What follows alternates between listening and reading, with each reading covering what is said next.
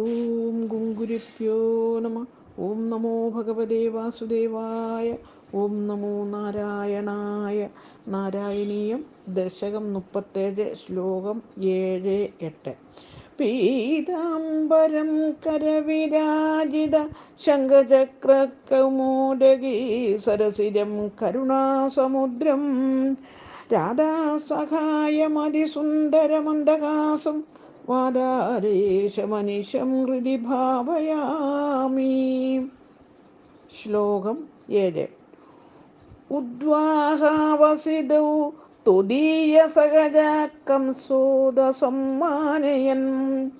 ഏതൗ സൂദദയാഗത പതിരഥേ വ്യോമോദ്ധായ തുദ്ഗിരഃ അസ്യാസ്ത്വാമതിദുഷ്ടമഷ്ടമേ സുതോ ഹന്തേതി ഹന്തേരിദഃ സന്ത്രാസാത്തു ഹന്തുമന്തികഗദാം തന്നിം കൃപാണീമതാൻ. അന്വയം അർത്ഥം.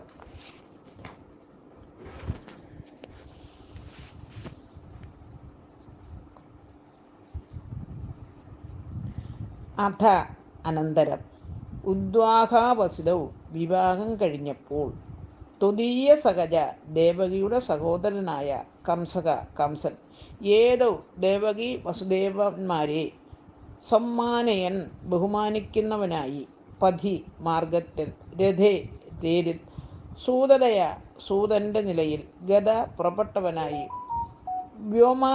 വ്യോമോദ്ധായ ആകാശത്തിൽ നിന്നുയർന്ന ത്വദ്ഗിര അങ്ങയുടെ വാക്കിനാൽ അസ്യ ഇവളുടെ അഷ്ടമസുതക എട്ടാമത്തെ പുത്രൻ അതിദുഷ്ടം അത്യന്തം ദുഷ്ടനായ തും നിന്നെ ഹന്ത കൊല്ലും ഇതി എന്നെ ഈരിതഹ പറയപ്പെട്ടവനായി തീർന്നു. ഹന്ത കഷ്ടം തന്നെ. സഹ അതു അങ്ങനെ കംസൻ സത്രാസാൻ ഭയം കൊണ്ട് അന്തികഗതാഹ അടുത്തിരിക്കുന്ന ധന്യയും ദേവകിയെ ഹന്തും കൊല്ലാൻ കൃപാണിയും അതാൻ വാൾ എടുത്തു. ഹരിവും.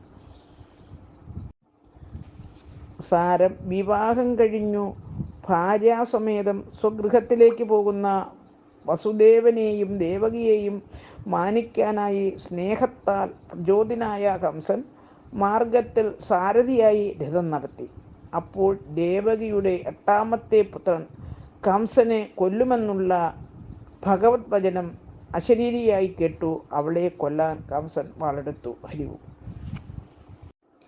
ഓം ഗുങ്കുരുഭ്യോ നമ.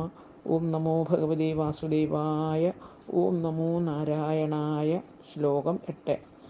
ഗൃഹ്ണാനാച്ചുഗുരേഷു താം കലമതി ശൗരേച്ചിരം സ്വാന്തനൈർ നോ മുഞ്ചൻ പുനരാത്മാർപ്പണഗിര പ്രീതോ അധയാദോ ഗൃഹാൻ ആദ്യം ത്വം സഹജം യഥാർപ്പിതമപി സ്നേഹേന നാഹാനസൗ ദുഷ്ടാനാമപി ദേവ പുഷ്ടകരുണാ ദൃഷ്ടാഹി ധീരേ ഗദാ.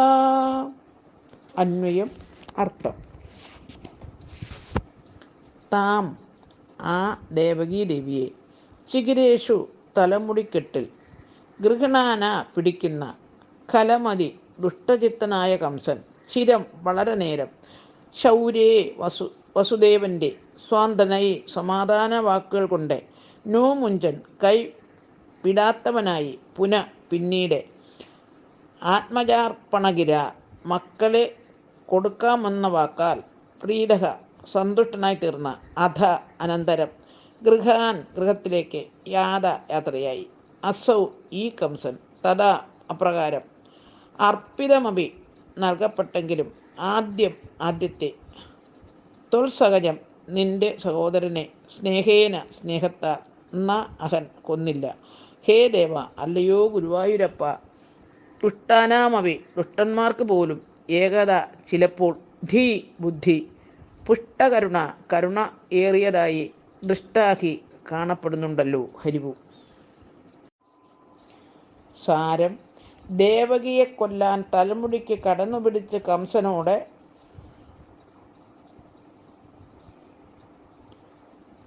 വസുദേവൻ വളരെയധികം സമാധാന വാക്കുകൾ പറഞ്ഞു നോക്കിയിട്ടും അവന് ദയവ് ഉണ്ടായില്ല. പിന്നീട് പ്രസവിക്കുന്ന കുട്ടികളെ കംസൻ്റെ കയ്യിൽ ഏൽപ്പിക്കാമെന്ന് വസുദേവൻ്റെ സത്യം കേട്ടപ്പോൾ കംസൻ ആ സംരംഭത്തിൽ നിന്നും പിന്മാറി ഗൃഹത്തിലേക്ക് പോയി. അങ്ങയുടെ സഹോദരനായി ആദ്യം പറഞ്ഞ കുട്ടിയെ വാക്കനുസരിച്ച് കംസന് വസുദേവർ കൊടുത്തെങ്കിലും അവൻ സ്നേഹത്താൽ അതിനെ കൊന്നില്ല. അതിദുഷ്ടന്മാരായ ആളുകൾക്ക് പോലും ചിലപ്പോൾ കാരുണ്യം വരുന്നത് ലോകത്തിൽ കണ്ടുവരാറുള്ള ഒരു കാര്യമാണ്. ഹരിവും.